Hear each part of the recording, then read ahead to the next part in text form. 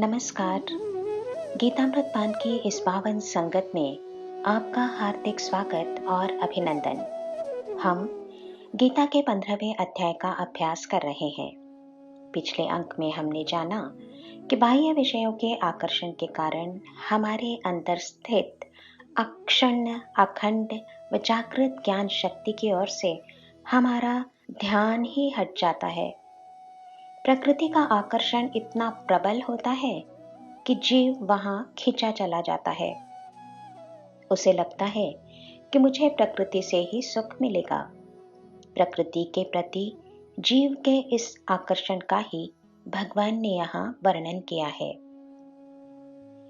शरीरम यद वाप्नोति यच्चाप्युत्क्रामतीश्वरः गृहीत्वैतानि संयाति वायुर्गंधा निवाशयात्। कि जैसे पुष्प की सुगंध को वायु अपने साथ ले जाती है, ठीक वैसे ही जीव अपनी देह बुद्धि को एक शरीर से दूसरे शरीर में ले जाता है। शरीर के छूटने पर भी प्रकृति का ये आकर्षण उससे छोड़ा नहीं जाता और इसलिए ही उसे पुनर्जन्म लेना पड़ता है।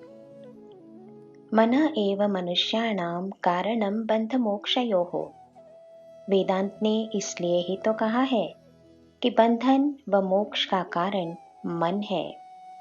यहाँ शास्त्री जी सचेत करते हुए कहते हैं कि सीख या समझ किसे दें? उत्तर है मन को। इस मन को सहायता देने वाले 5 तत्व चित्त, बुद्धि, स्मृति, वासना और अहंकार होते हैं। यही 6 तत्व मृत्यु के बाद भी जीव के साथ जाते हैं। जैसे वायुर्गंधा निवाशयात्, वायु सुगंध को अपने साथ ले जाती है। तात्पर्य ये कि इंद्रियां तो केवल मददगार हैं, इसलिए शरीर के साथ यही छूट जाती हैं और सारा बोझ मन पर आता है। इसलिए सुधारना किसे है? मन को। शुद्ध पवित्र बनाना है मन को। जब मन पर बुद्धि का नियंत्रण नहीं होता, तब वो चित्त बेभान हो जाता है और इन सब को पकड़े रखने वाला अहंकार होता है। इसलिए ही तो भगवान ने कहा है, मनः षष्ठानि इंद्रियाणि प्रकृति स्थानि कर्षति। इसके बाद भगवान कहते हैं, श्रोत्रः चक्षुः स्पर्शनं च रसनं घ्राणमेव च अधिष्ठाय मनश्चायं विषयानुपसेवते। और फिर उसमें इतना मगन हो जाता है कि इन इंद्रियों के पीछे स्थित ज्ञान शक्ति जो सदा शक्ति देती रहती है, उसका ही उसे विस्मरण हो जाता है। अत्यंत खेदपूर्वक शास्त्री जी यहाँ कहते हैं कि दुख की बात यह है कि जीव का ये विस्मरण जन्म जन्मांतर तक रहता है। किंतु इस जगत में कुछ समझदार, जागृत और उदात्त लोग भी होते हैं, जिनकी इंद्रियों का विषयों से संबंध आते हुए भी वे तटस्थ रहते हैं।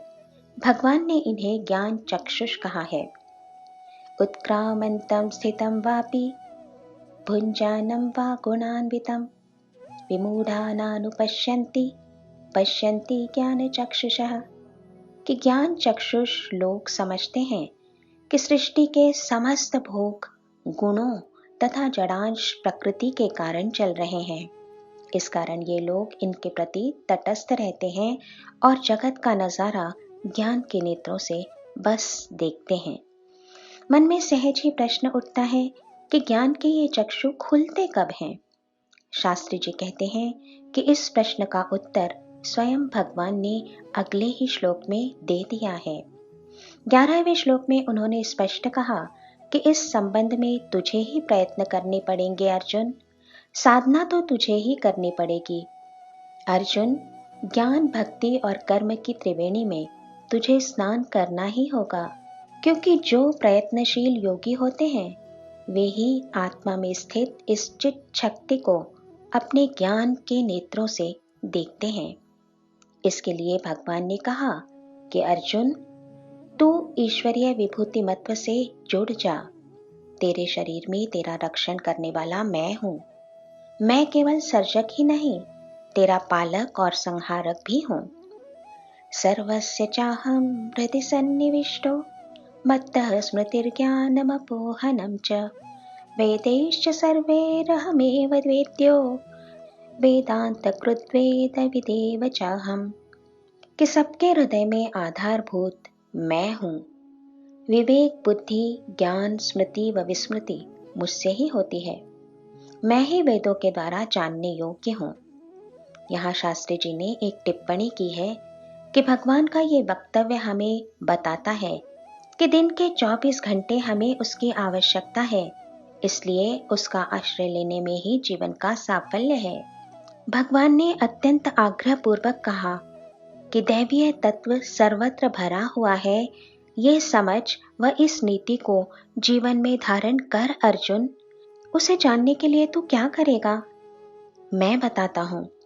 ऐसा कहकर भगवान ने साधकों को मार्ग भी बताया है कि वेदों का पठन करो। उसमें स्पष्ट बताया गया है कि जो कुछ भी संसार में दिख रहा है सब चैतन्य से भरा है। वासुदेव सर्वम नारायण इदम सर्वम। शास्त्री जी कहते हैं कि ये मधुर भावुक स्थिति है। ये बात बुद्धि में उतर जाने पर सर्वत्र वही दिखाई देता है। सर्वस्य चाहम हृदि सन्निविष्टः, ये हमारी संस्कृति है। हमें अपने जीवन में इस नीति तत्व की बैठक ही तो लगानी है। इसे यदि मैंने दृढ़ता पूर्वक अपना लिया तो अब मैं किसे कष्ट दूं, किस पर हुकूमत चलाऊं और किसे छोटा या पराया समझूं। इसके बाद भगवान दो पुरुषों का वर्णन करते हैं। द्वाविमौ पुरुषौ लोके क्षरश्चाक्षर एव च क्षरः सर्वाणि भूतानि कूटस्थोऽक्षर उच्यते। एक क्षर पुरुष है और दूसरा अक्षर पुरुष है।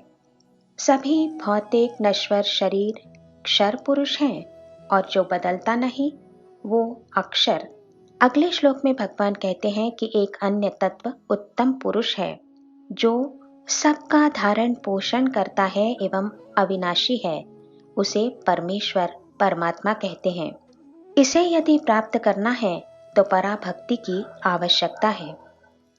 संशय रहित ज्ञानी भक्त ही परमेश्वर परमात्मा को सही अर्थों में समझ पाते हैं। इस अध्याय के अंत में भगवान ने कृतकृत्यता का एक श्लोक कहा है। इति गुह्यतमं शास्त्रमिदमुक्तं मया नघ एतद् बुद्ध्वा बुद्धिमान् स्यात् कृतकृत्यश्च भारत। कि अर्जुन, ये वैदिक शास्त्रों का अत्यंत गुप्त अंश है जिसे मैंने अब प्रकट किया है। ये शास्त्र समझने में कठिन अवश्य है, लेकिन जो इसे समझकर इस पर अमल करेगा उसके प्रयास अवश्य पूर्ण होंगे। शास्त्री जी ने यहाँ सुंदर टिप्पणी की है कि हृदय से हृदय का मिलाप होने पर ही गीता समझ में आती है। इति गुह्यतमं शास्त्रम, ये ज्ञान भगवान ने खुला रखा है, फिर भी गुप्त इसलिए ही तो है। भगवान ने कहा कि इसे समझ ले और बुद्धिमान हो जा, आत्म साक्षात्कारी हो जा अर्जुन।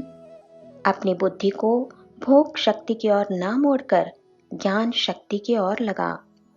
हम आत्म साक्षात्कारी और कृतकृत्य हों, ये सूचित करके भगवान ने ये अध्याय पूर्ण किया है। इस अलौकिक पुरुषोत्तम योग अध्याय के ज्ञान के अधिकारी हम हैं कि नहीं पता नहीं, परंतु इसे नमस्कार करने के अधिकारी हम निश्चित ही हैं। अतः इसे मनःपूर्वक नमस्कार करते हैं। जय श्री कृष्ण।